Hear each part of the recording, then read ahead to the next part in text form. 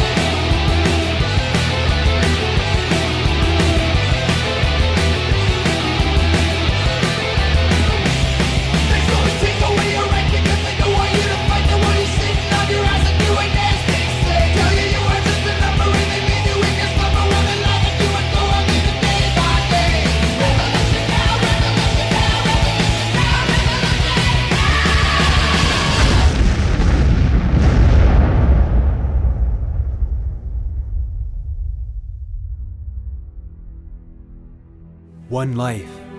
This is what we have been given. All things in nature are born with total harmony and freedom, with the exception of ourselves, of course, whereas we're the only species on the planet whose freedom and harmony has been taken from us at birth. Our views and perceptions of the world are merely what is presented to us on a psychological level, a fictional reality designed to confuse the mind and separate us from nature itself and our true purpose in life. We have become but numbers, part of a system we are unknowingly and unwittingly signed into from birth before our minds are even taught a spoken language. And yet many do not question these suspicious systems we adhere to and interact with on a daily basis, for if the whole world knew of the secrets of society, then they would be liberated with the power of this knowledge and enlightenment. These truths alone would set us free, removing the shackles of centuries past and potentially the future to come. There comes a time when even a hamster will stop running on the wheel, and due to the psychological impact of our early childhood programming, many people will never stop chasing their tails on the wheel of fortune, seeking to make as much money as possible to keep themselves alive. Many shall never succeed, as their entire lives will be spent living paycheck to paycheck, breaking even to pay for the basic necessities of survival. These necessities cost nothing to all other life forms on the planet, but to the human race, they cost us our lives. We go about our days working for the very corporations and organizations that are destroying our planet, smiling and laughing in a vicious cycle commonly known as making a living. If we are truly making a living, then what is a living? Do we not have a right on this earth to be born as all things in nature, and just living rather than having to earn our right to life on this planet? And so I ask you, are you truly living? We live in a governmental society where govern means to control and mental means your mind. And even with the words that we speak, it would seem that many people have never been taught their true meanings and origins. Many truths are kept from us, and with all of the divisions and inequality, corruption and suffering happening in all corners of the earth, I felt as though I had to do something to try and make a difference. I had made several documentary films and started an activist networking and resource group called the World Public Union. However, I felt as though I needed to get out in the real world and try and document public opinions on these matters, as well as to spread awareness and truth to others. It was a march of freedom, and I had put my life on hold to accomplish this mission of philanthropy, bringing nothing but a few supplies, my laptop, and an iPhone to document the journey. I was only gone for a week, and I had made it 130 kilometers from Sudbury to North Bay, and I had already been met with considerable resistance. Not only was I dealing with injuries on my feet and open wounds and a sprained ankle, but also my Facebook was intentionally removed. And before leaving on the March of Freedom, my computer was also going through anomalies with the video program so that I wouldn't be able to announce the March of Freedom publicly. And when I got to North Bay, my Facebook was removed, essentially disrupting my communication with my family and friends, as well as causing me not to be able to update the March of Freedom page on Facebook. I needed to keep people up to date, and that was the only tool and resource that I had to contact anybody my family and friends to let them know what I was doing. I sent out an SOS to some alternative journalists that I knew and some people that ran websites to try to get the word out about the situation. And one person got back to me that day in North Bay, Calvin Dewitt, who is part of the No State Project, and he also is involved with markstevens.net. Essentially, he knew a bit about being hacked and computer security and stuff like that, so I really wanted to get in touch with Calvin to get his input on the situation, to see if he could help me out to try to protect my computer and potentially get my Facebook account back. I was all packed and ready to leave. The internet got shut down, the video didn't upload. That's when I started to begin to see that they're trying to shut me down for this. Even the night before, the video program that I used to make all documentaries that I made, Windows Movie Maker, all of a sudden stopped working with that video that I made, the March of Freedom. And That's interesting. You might be suffering from a local attack, is what it sounds like. I mean, if your internet's down, but also other programs are malfunctioning, that's what happens for adversaries against the status quo, the state, whatever you'd like to call it. I'm sure by many organizations, especially ones with a lot of influence, power, and resources, you are an adversary. And they do just these types of attacks to what they call it disrupting communications. Whatever information you're trying to relay or you're trying to have in real time, they have tools to disrupt that to make it harder to get the word out. So they don't necessarily come double tap you anymore. They just they disrupt your comms, and it's up to you to try to circumvent that. That Facebook getting shut down was that was pure blatant them pinpointing me and shutting me down, because I have a video of it all. I took a video of the messages that I was getting. It said that I was hacked, and for my own security, my profile had to be removed.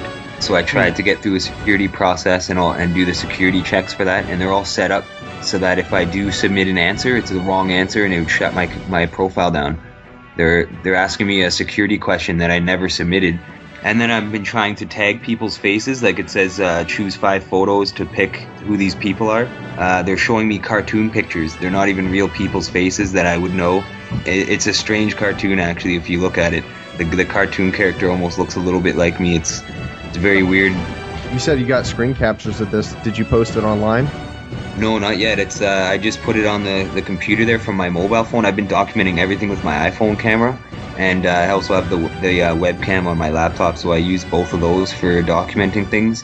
What you can do with that is if you upload that on YouTube, you can post that on different forums and ask people to look at what's going on there and see if they can clue you into what's happening, because there may be some people out there within the general public that know about state-sponsored attacks versus just regular hacking, good hacking, and maybe the source of the attack. And so that's why I want to get you hooked up with some privacy encryption software for your email, because come to find out that's actually working for people now. The downside to it is, just like you're experiencing with your video editing programs, there are also attacks that you could do locally on someone's computer to circumvent the encryption to effectively get the message, but you make them work for it, and it becomes more obvious, and so therefore it brings a little bit more transparency or light to what's actually going on in this era of cyber warfare, information warfare. They could try to stop me from connecting with others on the internet, but one thing they would have a much more difficult time in stopping me with was connecting with people in person, face to face, and in the flesh. So here in North Bay, and a guy I know from Sudbury Occupy, Dan Hickey's here. How's it going? And his buddy. Nick Turgeon. Yeah. What's Ferris? They came to say hello and see how things were going and stuff like that. It's cool that you guys came by. And they want you to go to school, spend go to thousands. university, and it's not. I don't even know if you're supposed to learn things. I think you're just supposed to put yourself in debt.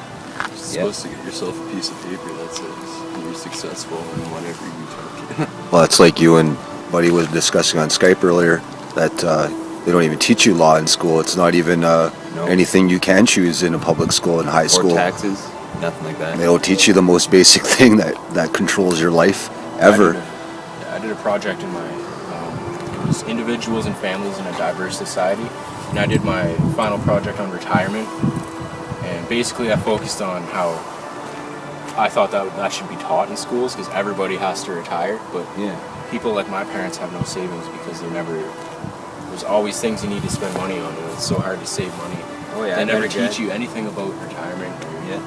I met a guy on the way here actually. He gave me $5 and he said, "This is all I can give you because I'm like $400 a month pension." Holy fuck. I was like, holy, how is a guy supposed to survive off $400 after he's worked his whole life? Even if he didn't work and he had jobs here and there for whatever personal reasons, you still got a pension and you got to live off that. It's rough times. And it's funny that that guy gives you $5, which is probably like all the money he has for that day. Anyone who's doing things like you, activists, they don't support that. They don't give any money into things like that. But there's people that are broke and they're still donating to causes. And people donate to cancer societies, and even though there's cures out there. Exactly. It's insane. Insane world. People don't like to hear it, but it's You should, pretty obvious that. You should do a freestyle about that. Well, I don't know about freestyle. I got some written stuff. Oh yeah. Well, you want me to drop some right now? Yo, I'm illustration. I'm sicker than the pharmaceutical pill patients that fill nations. I'm only 17, but I'm ill, player. And if you still a hater, I'll make it rain blood with Slayer. Yeah, because we all victims of the system, and I'm dead inside. But my soul's oppressed like Osiris Tread designs. And I watch as they stand with pride, cross their chests before touching their hand to eye. It's like a bunch of random guys paying homage to an imaginary man in the sky. You get popped for some fine kush. Why aren't troops down in Texas trying to find Bush? Because he's detrimental, doing white lines as long as his blueprints for the intercontinental pipelines. Millions of civilians subjected to awful trauma, worse than the bombers that led them to stop Osama. They stole an election and passed it to Obama. They lure young men to the army to die like Jeffrey Dahmer. I'm not robbing an umbrella, but I'm taking a stand against the corporate dick that's raping our land. Nice. That was awesome. A lot of good things in there. Pretty angry stuff. Dan and his family donated $25 to help me with some food and supplies for the road. I was hoping to leave North Bay the next day, and since I was able to walk better, I wanted to talk with some residents of North Bay and try to get some videos. It wasn't long before someone who spotted me on the highway in Hager a few days prior agreed to speak on camera. I ran into Jack, who said he saw me standing on the highway talking to some people there. How's it going, Jack? Good. Right on. You're from North Bay? I moved here 5 months ago from Niagara Falls. Oh yeah, cool. Yeah. So you've been lived in both parts of Ontario.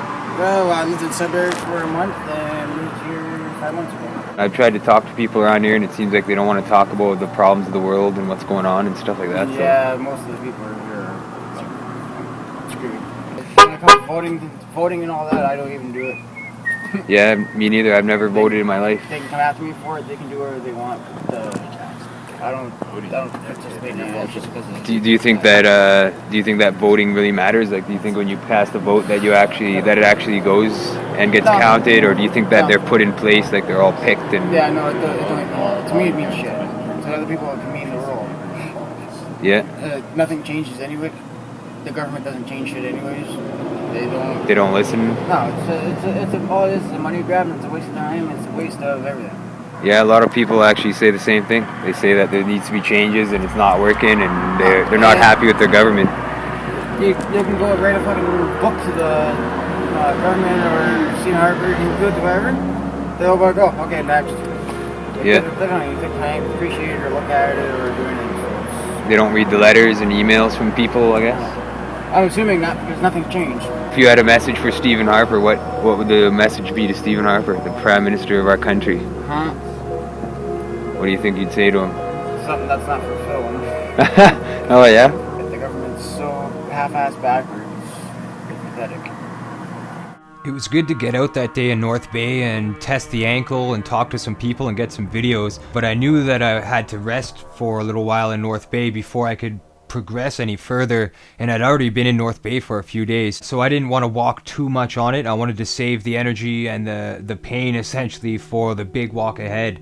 It's July 24th, still in North Bay, healing up, but the wound's healing up pretty good. I got a trailer, a bike trailer that I'm going to go look at tomorrow, but I've been just resting the infection and the sprained ankle that I have, and it's looking really a lot better today, for sure. I'll show you guys what it's looking like. But there it is. It's still a scrape. It still looks pretty bad, but it's smaller, way smaller than it was. It's healing up nice. The ankle's doing a lot better. Here's a comparison of my feet, if you can see it. It's still a little bit bigger, but the swelling is definitely down compared to what it used to be. So I should be able to walk out of here. I hit the highway again on Friday after everything's done here, and I got all the supplies I need. So I don't want to do the next stretch without a lot of supplies. I want to make sure that I'm ready for the next stretch and that I have everything I'm going to need, because it could be a good 6-7 days before I get down to Barrie. The walk from North Bay to Barrie was around 279 kilometers, which was very long, and that was over double what I had already walked, so I knew that I had a rough road ahead of me, and I didn't really know anybody from North Bay until Barrie, essentially, so I was going to have a hard time keeping in touch with people and limited Wi-Fi access, and I wasn't sure what to expect because I hadn't really been in that area before. But I knew that when I got to the 400 and the 401 highways that I could get off my feet because they're restricted to walking on because of the high danger and the high risk right there. And I knew it would just be a matter of time before I was harassed by law enforcement or picked up or arrested for walking on the highway. So I didn't want to chance it or anything like that. So I knew that when I got to Barrie and to Toronto, I would be able to get off my feet for a prolonged period of time and continue walking again after I was in a safe area. So it's July 25th. I'm still in North Bay, listening to David Gold, The Woods of Ypres. It's good music. Good friend of mine who passed away on the highway, and it's good to listen to his stuff. It gives me faith to move on and inspiration. But yeah, Chad just made another great meal, breakfast. Got some French toast here. Gonna be eating that before I go. Today's the day that I get my trailer. The money that was sent to me from donations just went through today, so I now have access to the money from PayPal, and I'm gonna be going to get a trailer, a bike trailer, so that I can carry around the supplies. I'm gonna need a couple tarps, a sleeping bag, and a couple other smaller items that I'm gonna need on the next long stretch. So that's what I'm gonna be doing today, is getting around to get those supplies.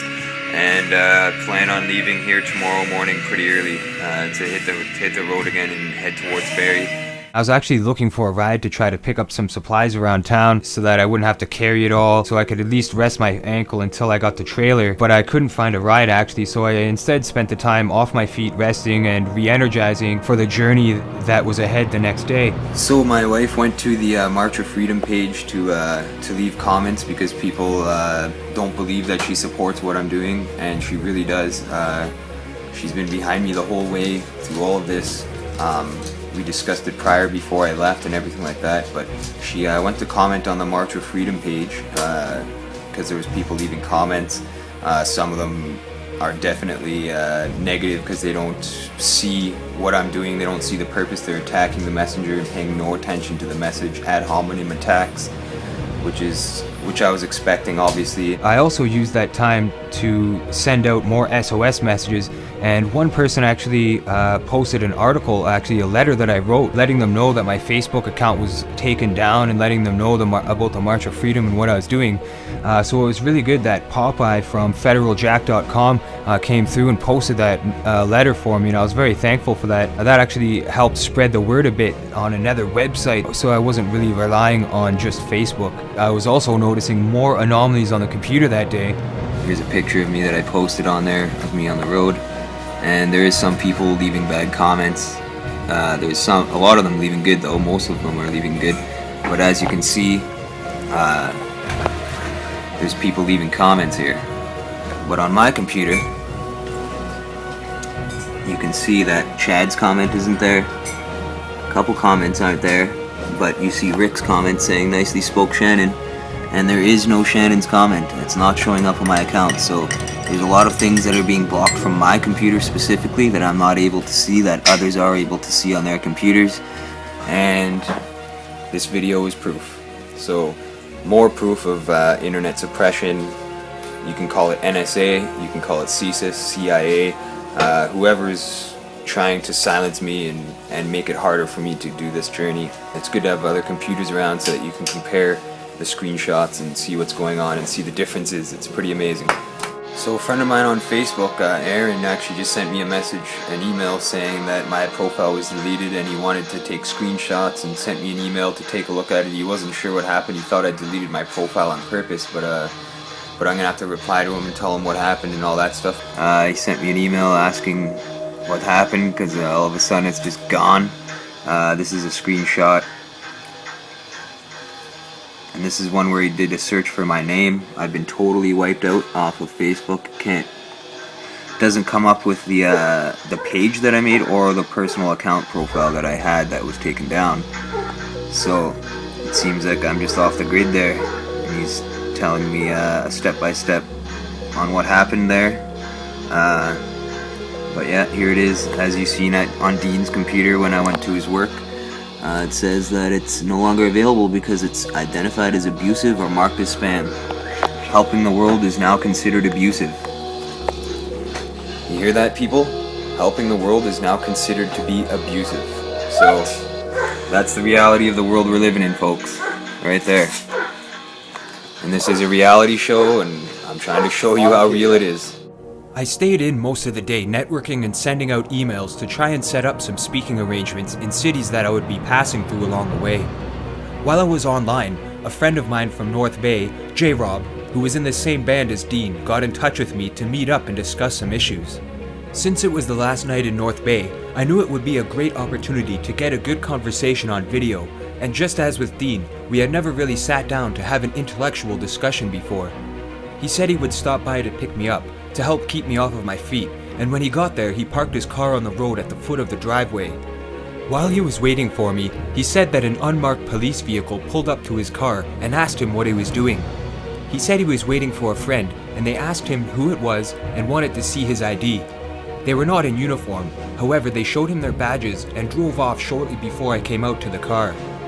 After he told me about the experience, I wondered if it may have been CSIS agents monitoring my location, and we saw the vehicle again on our way to J-Rob's place.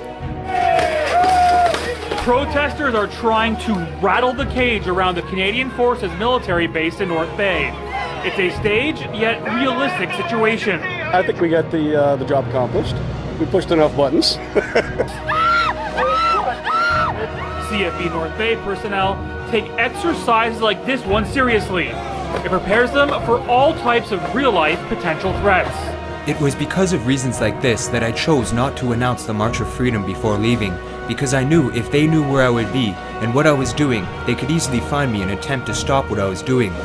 Sure, they could easily track me using my laptop or iPhone, but not announcing or promoting the march allowed a head start and some time to ensure that I was already gone and enough people knew about what I was doing. Due to the Facebook shutdown, I knew they were already onto me, and after J-Rob's experience with what seemed like undercover agents, it further confirmed my belief that I was indeed being watched. All the little conspiracy theories that you hear about and you see in the movies, you know, like little pieces of them kind of Start making sense and being true. Yeah, right? It's like white noise. Yeah. And if you were to look at it as a graph, you see little spikes, and the spikes start coming up, and then the spikes form something that makes sense. It's like an ultimate crazy design. It's like everything you've ever been told is a lie, and then all the other crazy crap that you've been told that is crazy crap is the truth. And you were told it's crazy crap because of a media, the news, or textbooks. You're taught that in school. There's ways that they make sure that you believe that that's bad. And that's why a conspiracy or a conspiracy theorist, everyone thinks it's such a bad thing. They're like, oh, that guy's a quack, he's a conspiracy theorist, conspiracy. As soon as you use that word, people are automatically like, oh, stay away, you know?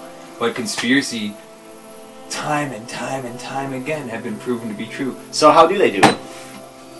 What have they been doing, and why have they been doing it? Governmental means, govern means to control, mental means your mind, so it's a way to control the mind of a group of people, a mass amount of people, right? Yeah. So that's what's happening throughout history, is that you've got a ruling dictatorship essentially over a group of people, feeding them propaganda, making them think that they're living a free life and that they can be happy with what they're given, not what they could have, essentially. Food, water, shelter, electricity, those are the things we need to survive. And when they start saying, okay, you can't have that, from the time you're born, out of your mother's womb, you can't have what it takes to live on this earth unless you pay us money and work for us, and we'll give you healthcare. If you get hurt or sick, we'll give it to you only if you work. Yeah. Only if you make us money for very little money that you could barely pay pay to survive, and the only money you make goes back to us every time. We tax you on your paycheck, but the money you work for still goes back to us.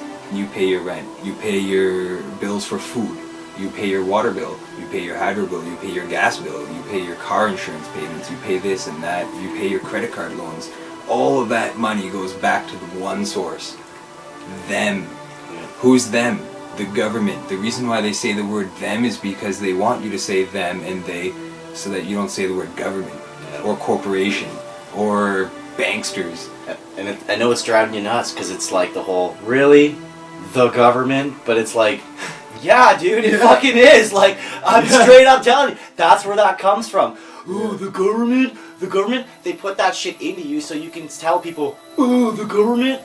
Ooh, the government? Like, come on, man, take it for fucking what it is. Literally, you see it everywhere. It's almost like, are you fucking kidding me? You don't see it? Sorry. You've been to Korea, right? So Dude, you've seen like the farming communities and other things probably, and even going out there, wherever you've traveled, you've seen how different it is. I've seen a system that works differently. Like I've even seen a way of thinking that works differently. Imagine going to a place where nobody walks around on edge. No one is afraid of the next person coming up around the corner. Everyone is concerned about the next person around the corner's feelings. They're concerned about everyone else's well-being. And when everyone is concerned about everyone else's well-being, no one sits around and thinks only for themselves.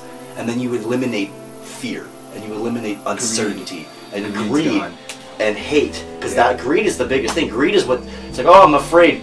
Oh, well, I'm afraid because I'm greedy. Oh, or am I greedy because I'm afraid? I don't have my money. I don't have my guns.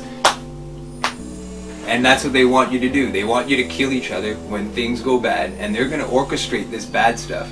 Financial collapses, job losses, whatever you're going to go through is based from them and what they do. And so it's like, here you go, here's some problems, but we got the solution. Here's some problems, we got the solution. So you're chasing your tail around all the time. Yeah, but really, we got to work together. If everybody grew a garden in their backyard, we'd have so much food, we wouldn't know what to do with it. And that's what's starting to happen. People are starting to grow their own food.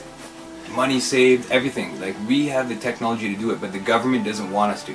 They want us to keep working our jobs and buying bad foods that are going to get us sick, so we go to the hospital, and they're going to keep all the cures, and they're going to make us sick and profit off it. Why don't you tell your story even about how you've seen cannabis cure cancer? Yeah, I had a friend of mine who was terminal, and they had ovarian cancer, very severe case, and they were terminal, and they were told by their doctor that they were terminal, and then like they were like going on a crazy between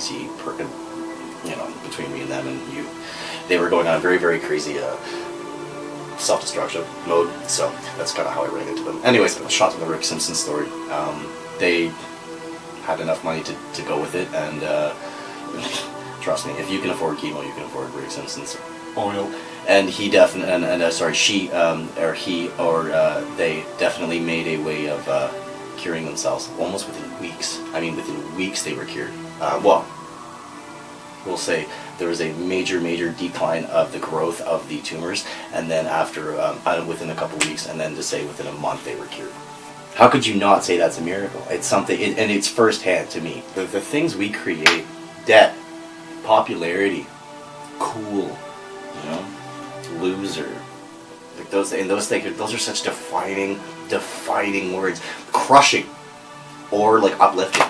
Like it's so empowering and depowering at the same time. Yeah. And those are completely created through consumerism, ways to control us. Marketing, yeah.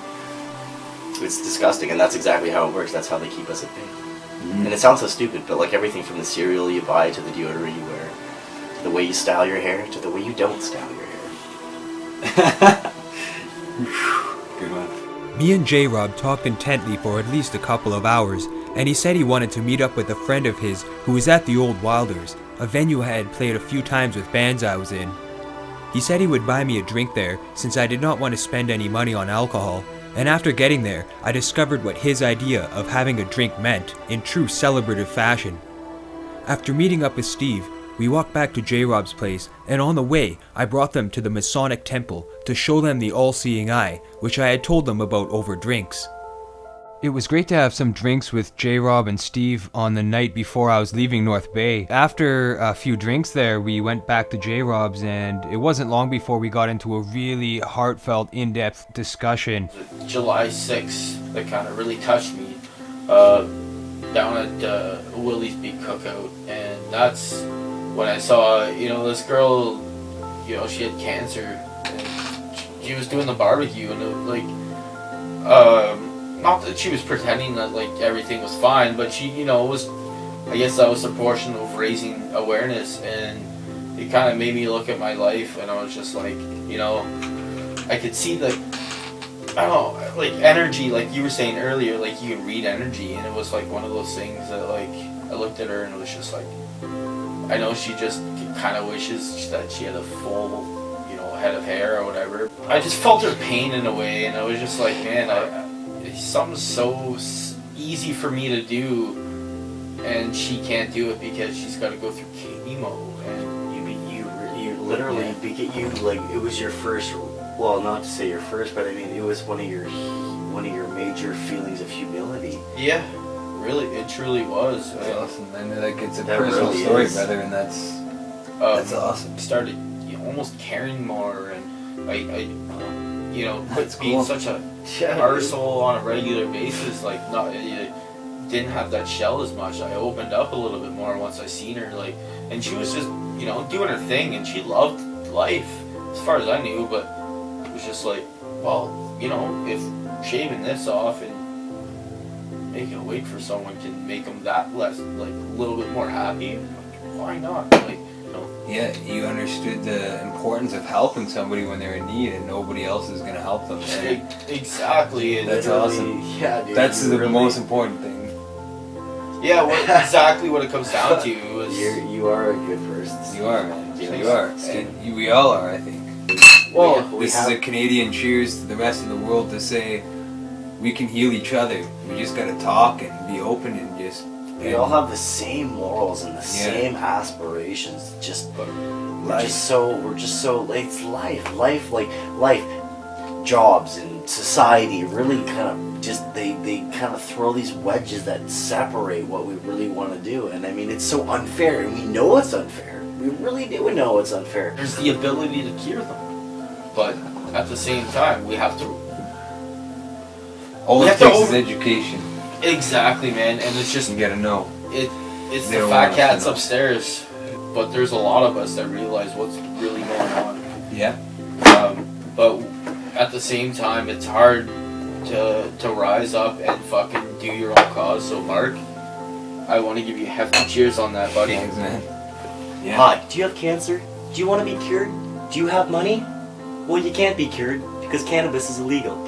I want people to not die of cancer. What if you get cancer one day? What if your daughter gets cancer? What if your son gets cancer? What if your mom or dad gets cancer? What are you gonna do? Pay $30,000 for like a 2-month supply of chemo and then chance die? I mean, for your children and your children's children and your own name and yourself as a person. Yeah. 10 minutes on your deathbed and you're gonna say to yourself, yeah, I bought in. Or you're gonna say, no, I made a difference. Indeed. I felt as though I had truly connected with J-Rob and Steve, and it was great to hear some stories of human kindness. My time in North Bay was part of a learning and healing process, and this last night helped give me some confidence in what I was doing, which would help me on the road ahead. Before leaving J-Rob's, he gave me a couple of hooded sweaters to keep me warm since I was not able to fit a jacket or sweater in my backpack before leaving Sudbury. I was extremely grateful for the hospitality in North Bay, and after getting a few hours sleep, it was the beginning of a new day and a new chapter of the March of Freedom. So yeah, today's the day that I'm leaving North Bay, and I wanted to say thanks to Kelsey here for letting me heal up my foot, and Chad as well. But yeah, it's been really cool. Thanks for the socks too, and all the help that you give me on the way. And I hope the world can see that there's good people out there that care about people and stuff. Liam's awesome too. He's an awesome kid, so I wish you best of luck in the future for everything, and thanks again for sure. No problem, and you be careful. I will. All right, I will be take careful. Care. No workout. Indeed. I'll see you guys later. Yeah. Cheers. I was very thankful to have met Kelsey and Liam while I was in North Bay, and the day before leaving I spoke to a couple friends back home in Sudbury who said they were going to drive to North Bay to bring me some supplies to try to help me out for the long road that was ahead. I didn't know many people on the next stretch of the journey, so I was going to be on my own in the middle of nowhere. Look who showed up here. Craig and Nina from Sudbury. Hi. Came to say hello, and Craig Udaki. they brought actually a couple things for me for the road. And they're going to give me a ride around town here in North Bay today so that I can pick up that bike trailer and a couple other supplies that I'm going to need for the road. Because it's a long haul coming up. So hi Mina, how's it going? Awesome. It's cool to see you guys out here. Thanks for coming out. When I left on the March of Freedom, I didn't bring a sleeping bag, I didn't bring a jacket or a sweater, I didn't bring a flashlight. I had very minimal supplies, and some friends, after seeing my injuries and knowing what I was up against on the next part of the journey, were worried for my safety and well-being, so they wanted to bring me some supplies. So I was very thankful that Craig and Mina were able to drive from Sudbury to North Bay to bring me some stuff. It's for self-defense against bears when you're trapped in the woods. Yeah. And you must spray it directly into their eyes. Yeah, they made a sign of form for it. So they made us sign a form and give my driver's license because health cards are no good. All right. Apparently. And you brought that for me so that I could protect myself in the bush against bears when I'm going to be camping out this week. A bear attacks deterrent. You never know what you're going to encounter out in these northern wilderness. Bears, rattlesnake, porcupine, Freemasons. You know, you got to be prepared for everything. Yeah, you never know. Never know what you're going to see out there. Yeah. Probably already encountered half of those. You never know. For sure. I think you have like everything. Like I think you have like a tarp and like ropes and like pretty much we got a tarp. We got some food, water. Glenn contributed a tarp and a rope and a sleeping bag. And the Thanks, rest Glenn. is food. Back home in Sudbury. Appreciate it, brother. Like I was saying, I can't carry all that stuff on my back, especially with more stuff now, more supplies. It's going to be impossible to walk. Yeah. On the side of the highway. You have to figure it out. Well, That's why so I get a bike, but do you need? I need that trailer, I think, so that I can pull it. We'll grab the trailer for you. You're gonna like drag a trailer around. I'm gonna drag a trailer across Canada. Yeah, I'm gonna drag a bike trailer. That's the only thing I could think of. I looked around the yard here for supplies, and there wasn't anything that I could really build that was usable, that would have lasted and actually been lighter, like lightweight.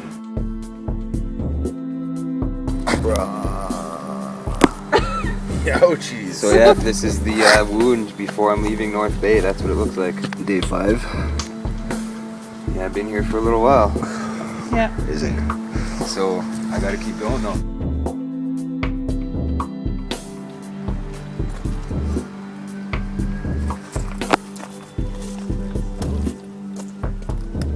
So that's the stuff I gotta carry. Those 2 bags over there. That garbage bag which has a sleeping bag, tarp, rope in it from Glenn. And I got a huge backpack, the one that I carried here that I had. And then I got some food inside. So that's a lot of stuff to carry, and I'm not going to be able to carry that on my back to Barrie from North Bay. There's no way I'm going to be able to do that, so it's really important that I get this trailer today. That's top priority, is to get a trailer and figure out if it's going to work. I need to put the bag on it, make sure it's not going to bottom out and the weight doesn't take it out, because I don't want to buy something if it's just going to break down on me on the way. I have to make sure that it's durable and it's going to last a while and it's going to at least get me to where I'm going. Until the trailer, I'll see you next time. One thing I was concerned about is whether or not the trailer would be durable enough to be able to carry all those supplies, because I already had a lot of supplies to begin with, and with Craig and Mina bringing me all the new stuff, I definitely needed that trailer, so everything was riding on the trailer alone. We're at the place where I'm gonna take a look at that trailer to see if I can pull all the weight, make sure it's something that'll hold it and support the long walk ahead. So we're just scouting around right now for the area. Oh, there it is. I can see it. Oh, you see it? There it is. Oh yeah, see, they did it weird. I can see the bike. I can see the bike trailer right now. It's just sitting there in the corner of the house. I bet you could pack pretty much everything in there though. Yeah. Still, that's Well, still let's pretty see. good size. Well, it's time to find out if this bike cart is gonna work. Yeah, you never know. Yeah, it's not too bulky. Yeah, I guess it is a decent size. Well, there it is, in person. The bike cart. Time to see who's home and talk to Ted. After checking out the bike cart, I knew it would be perfect for what I needed it for. Ted was a really nice guy who agreed to be on camera to show me how it worked. So yeah, I'm here with Ted. I knocked on the door, he came out, and here's the cart. He said he had a canoe on it before, so it's probably pretty durable and it can take a lot of weight for sure. But yeah, he's gonna show how to fold it up and stuff like that. He's gonna give me a demonstration so I know how to do it, to fold her up. It's pretty easy. All you gotta do is unscrew these things. Makes a little bit. I've had it for about 4 years, so I'm a little rusted. Yeah. Everything works good.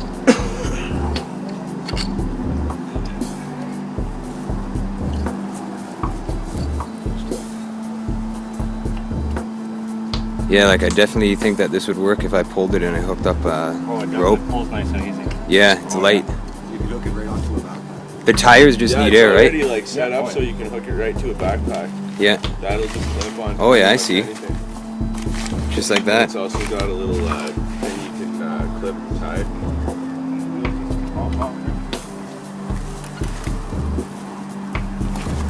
Huh. Nice. Yeah. Nice and easy. It's like a little hammock and then that thing there can slide down, eh?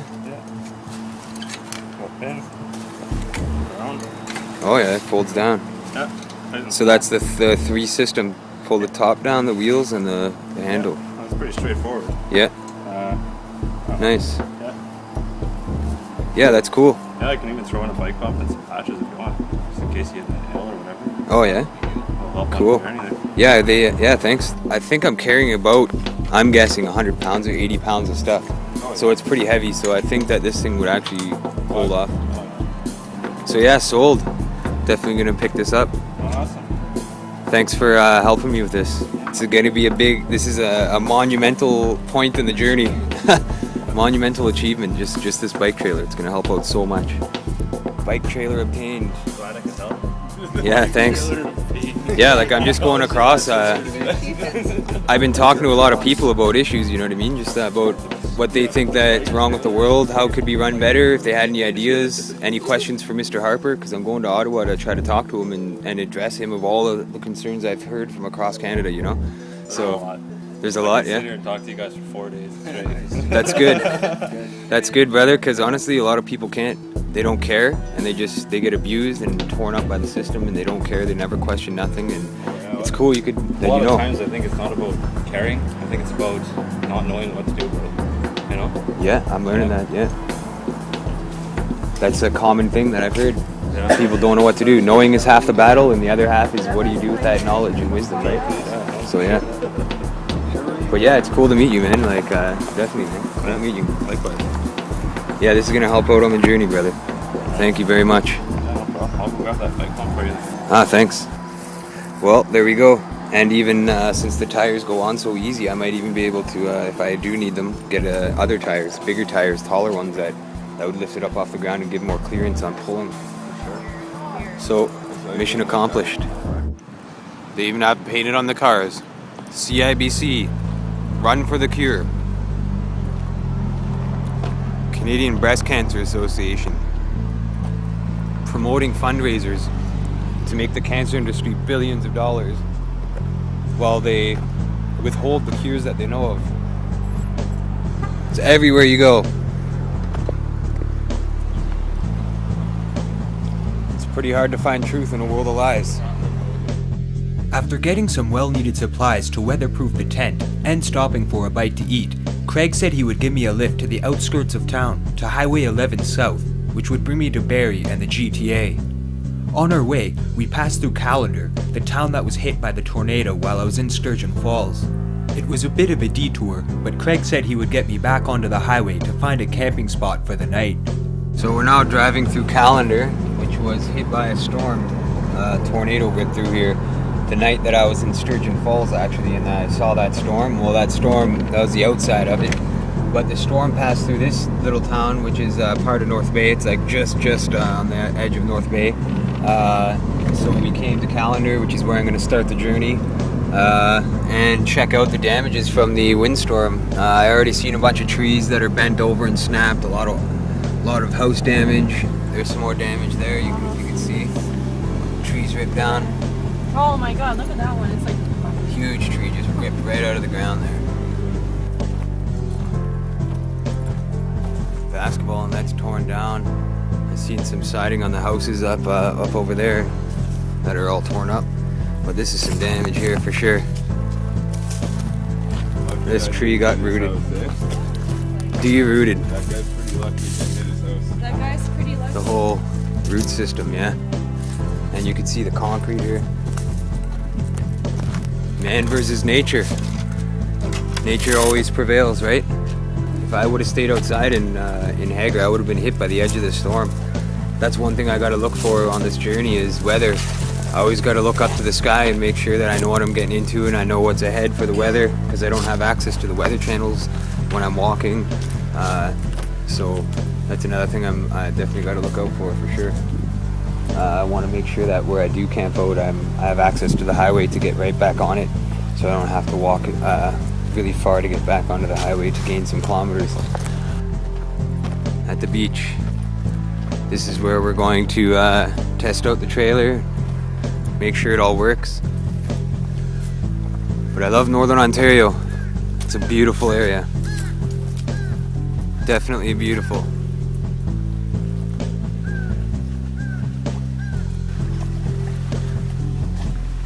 Might be a time capsule under there. Another thing that was likely built by the Masons in this town. There's got to be a lodge in Callander. I just haven't found it yet. But maybe I'll look for it. Oh, there's something you don't see all the time right on the beach. Nobody's swimming. Nobody's in the water. Nobody's in this beautiful lake. And this could be why. Notice. This water may contain high levels of bacteria for up to 48 hours following heavy rainfall, and that's from the Medical Officer of Health, North Bay Paysan District Health Unit. So, there's something in the rain. Pollution, bacteria, they say, that's getting in the water, and I guarantee you nature didn't make that bacteria. Nature didn't cause that to happen. It was definitely something that was man-made. That's what another thing that I'm doing this for, is to spread awareness about the earth, and now it's our most important thing, and we all depend on it, everybody in this entire planet. When people are abusing it by privatizing resources and just mass producing stuff and polluting, it doesn't do anybody any good, especially when there's cars pumping out gas every day when we could be living off free energy. So definitely a lot of problems that I'm trying to tackle in this journey. When I was a kid, this place used to be fucking filled with people. Lots of little kids, a whole bunch of families all over the place. Swimming, yeah. Or even if they're not swimming, they'd be blankets and towels everywhere. Same with North Bay too. I guess everywhere's like that now. People are afraid to go outside and they give them a reason to be. Yeah, it appears so. Maybe it's a spy. Turkey vulture, what the hell? Maybe that's a camera on its back. It's a spy fly. Look, is that even real? Is it a robot? We're on to you. It was great to be with friends, and it allowed for some time to let them know why I left home and explain the reasons I chose to do the March of Freedom. I'm doing this journey because it has to be done. It's something that just told me to go. You gotta go and you gotta talk to people. That's what I was told by something. It was inside of me. It was me that was telling me it, but it was something else, like something higher. So far, like I was telling you guys earlier, I'm meeting people that are nice, that care about each other, that give a crap about what's going on, and they actually would help you in a bad situation, you know what I mean? And there's a lot of people out there that think that the world's cruel and nobody's there, nobody cares, but it's the opposite, really. People do care, and we've been all brought up in a world where we're supposed to climb up each other's backs to make money and not care about the other person. People walk by homeless people on the streets, they don't even say a word, they don't care that they're there and they're in a bad situation in life and stuff. So it's been really interesting talking with people about this kind of thing all over the place, all across Eastern Canada. That's the goal, right? Make it to the Atlantic Ocean and then we'll be good. I can successfully say that I've talked to people from Ontario all the way to the Atlantic Ocean personally. Angry people that hate what I'm saying and hate what I'm doing, I've met them too. people that want nothing but to see me fail. They're just negative people. They're brought up by, they're a victim of the system. That's the term I'm using, victim of the system. Because they were raised to be that way, and they're angry at the world because of how they were treated by divisions and things being kept from them, money, poverty. Maybe somebody was cruel and stole something from them, or beat them up for money, or beat them up for whatever reasons. That's a product of the world. It's a product of society. They're victims of the system, and that's what I'm seeing everywhere. People are victims, but they still know within themselves, deep down, what's good and what's wrong, and that's the most important thing. They have to walk on other people who are down in order to keep themselves up and themselves getting down, and they forget about the bigger picture of the world and what's really most important. It, and they get hateful towards people that they don't need to hate, and they don't care about it, because when they start to care, they start to feel like they're losing, and they're losing everything that they want, and everything that the system keeps them in a state of unconsciousness and a cycle and a circle of just work and striving for themselves and barely scraping by. A new world without a new world order. That's what we're fighting for. We're needing, right? Striving for. No more fight. Yeah. Get rid of the word fight. That's what we're striving for. And get rid of wars too. Wars. No more wars. Wars are useless. Steal everybody's money to kill more people. Taxes, public money. Send more people there to die. The Iraq war tax in the seriously. States apparently takes thousands of dollars from every family a year. It's the new Iraq war tax. Wow. And you do not have a choice. If you do not pay it, you get charged with tax fraud. Most of us probably don't even support wars. Deep down for the actual reason that they're happening. Well, I'll tell you, the things are gonna change. I know that for a fact, and I can feel it with the people here that I'm with. We've changed. We see it. So once we're just waiting for that thing to hold on to that everybody's doing, that's gonna really cause a momentum, a cusp. It needs a pinnacle. It's not the people that you're against, it's the system that is putting you in this state where you can't afford to help other people, you can't afford to help yourself. And people just get hateful, and or they just get to a point where they feel so hopeless and helpless that they don't even want to care. When you approach them and you give them a reason to care, and you show them that there are things you can do, they will very quickly care, because people are good. Yeah. People know what's right and what's wrong. You just have to show them sometimes. He's absolutely right. That's what it's gonna take, right and wrong. We gotta put our priorities straight. That's right. What's that?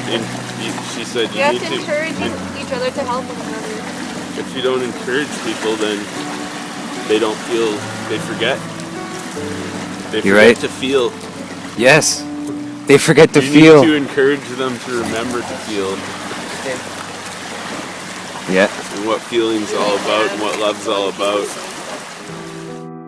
I'm sorry, but I don't want to be an emperor. That's not my business. I don't want to rule or conquer anyone. I should like to help everyone if possible. Jew, Gentile, black man, white. We all want to help one another. Human beings are like that. We want to live by each other's happiness, not by each other's misery. We don't want to hate and despise one another. In this world there's room for everyone, and the good earth is rich and can provide for everyone. The way of life can be free and beautiful, but we have lost the way. Greed has poisoned men's souls, has barricaded the world with hate, has goose-stepped us into misery and bloodshed. We have developed speed, but we have shut ourselves in. Machinery that gives abundance has left us in want. Our knowledge has made us cynical, our cleverness hard and unkind. We think too much and feel too little. More than machinery, we need humanity. More than cleverness, we need kindness and gentleness. Without these qualities, life will be violent, and all will be lost. The aeroplane and the radio have brought us closer together. The very nature of these inventions cries out for the goodness in men, cries out for universal brotherhood, for the unity of us all. Even now, my voice is reaching millions throughout the world, millions of despairing men, women, and little children, victims of a system that makes men torture and imprison innocent people. To those who can hear me, I say, do not despair. The misery that is now upon us is but the passing of greed, the bitterness of men who fear the way of human progress. The hate of men will pass, and dictators die, and the power they took from the people will return to the people. And so long as men die, liberty will never perish. Soldiers, don't give yourselves to brutes. Men who despise you, enslave you, who regiment your lives, tell you what to do, what to think, and what to feel, who drill you, diet you, treat you like cattle, use you as cannon fodder. Don't give yourselves to these unnatural men, machine men with machine minds and machine hearts.